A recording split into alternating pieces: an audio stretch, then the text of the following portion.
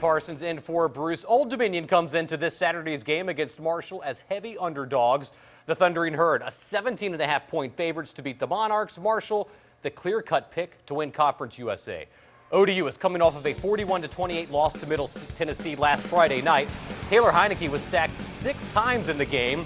Senior offensive lineman Josh Mann left the game with a sprained ankle. He's not expected to practice at all this week, but Bobby Wilder said he will be a game-time decision on Saturday, and they're going to need him. As for the Herd, this is a very, very good football team. They average 45 points a game and average nearly 600 yards of offense, including 286 on the ground. They have a top-tier quarterback in 4-year starter Rakeem Cato, and in 4 games, Marshall has outscored its opponents 182-65. So Marshall leads Conference USA in scoring offense. It leads the league in scoring defense, total offense, rushing offense, pass defense efficiency, and third down defense. A tough draw for the Monarchs.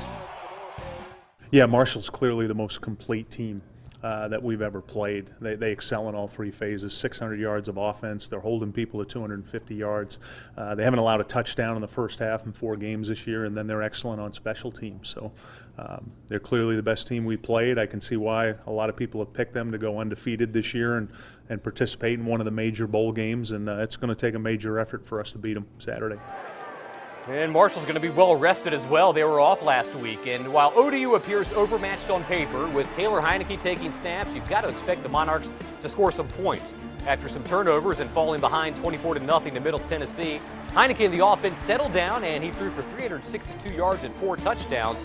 ODU is younger and less experienced than Marshall, but Thundering Herd coach Doc Holliday, he's been around long enough to know that things don't always go as planned. I guarantee you, if you don't go up there prepared and play your tail off, you're going to get beat. And I said all the time, you know, when I sit in here somebody's going to pick up the paper on Sunday, and you know, who would have thought Akron was going to go beat Pitt? I mean, who would have thought Boston College loses to Colorado State after beating Southern Cal? So, you know, every week somebody gets beat that shouldn't. And if you don't go up there, you know, well prepared and focused and ready to go do your job, you're going to walk out there with a loss. And our kids understand that, and as coaches we understand that, because I promise you this football team's plenty good enough to beat you if you don't go prepared and don't go play your tail off. Kickoff is set for noon on Saturday. The game is sold out, and it will be broadcast on Cox Channel 11 and on the Fox Regional Sports Network on satellite outlets. We'll be right back.